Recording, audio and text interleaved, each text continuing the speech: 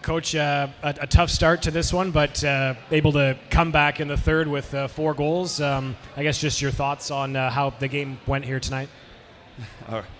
I could probably sum up the first 2 periods with probably swear word terrible. But hey,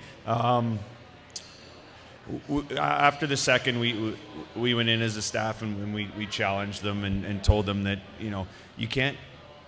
I'll probably repeat myself 4 times from last year, but you can't play in this league if you don't work hard, if you don't finish checks, and you don't play with some sandpaper. So the first 2 periods, we let a very skilled team have time and space, and we didn't finish anyone, and it bit us. I thought even after the first period, I think we gave up 5 or 6 shots, and we were down 3-0. Right? I expect Benny to be better. I expect us to be better in front of him also, though. So it's not a total. I'm not putting it all on Benny, but he's the best goalie in the league, and for a reason. So he's got to be ready to play at the start too. So even if we get out of that first period, say down 1-0, and we've only given up 6 shots, we're still pretty happy. Our second period, we were atrocious.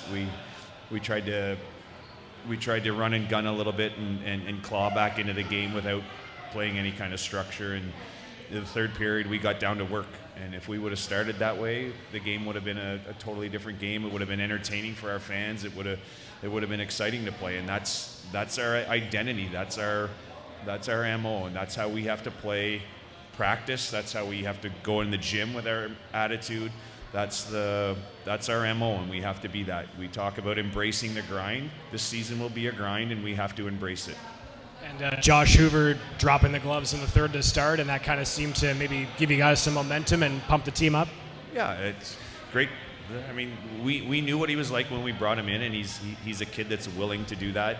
The fact that a 17, 18-year-old kid that's played 22 games in the league has to do that and step up, and we had no one else that wanted to do that is something we'll have to address and talk about. But I'm good for him. Like that, he knew what we needed, and he stepped up, and that's how he contribute, and we got a spark from that. And he's a tough kid.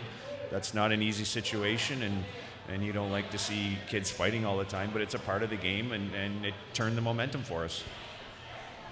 Home ice, Coach, was a bit of an Achilles heel last year, at least until later on in the season.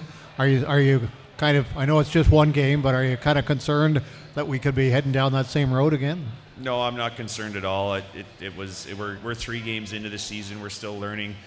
We've implemented a lot of new systems. We've implemented a lot of new little routes that they're not 100% comfortable getting to because it's new and it's different than what they've done in the past or what we've done.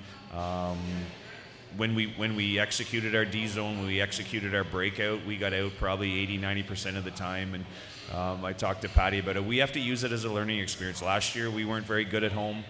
Obviously not the start we wanted. I thought we'd be a little bit more ready in front of a great crowd that first impressions are hard to get rid of now. So we have to find a way to bring everyone back and show them the team that we really are and the team we're going to be.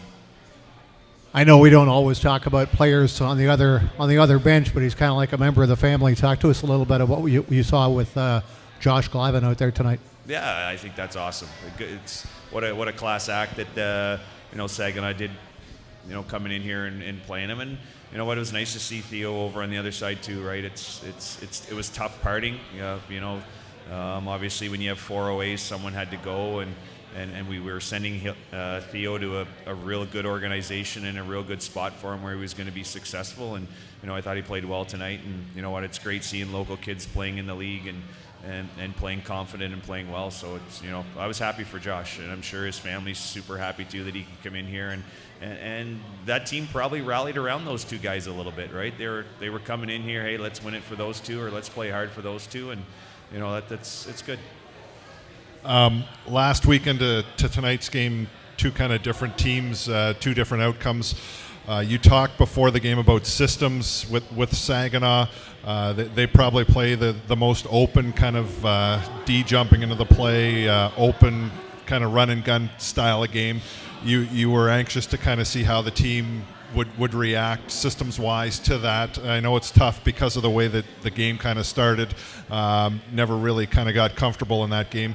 Talk to us about that and kind of, you know, the way that they play and how things ended up tonight. Yeah. I thought we were fine. I mean, you know, we only gave up 20 shots, and you know, last year we were giving up 30 plus, sometimes 40 plus. So I think we've taken steps that way. My biggest concern was that we could put whatever system we want in. If we don't win the 50-50 puck race, or if we don't win the stick battle along the boards, or you know, if we don't finish a guy and we swing by him and he jumps by, he creates offense that way. And that for me, that was the most disappointing. We weren't prepared to get in the trenches with them tonight, and they played hard. I give them a ton of credit for a team that, you know, comes in with all the offensive ability. They played hard. They got above pucks. They tracked. They finished every check, and we weren't ready at the start to play that game.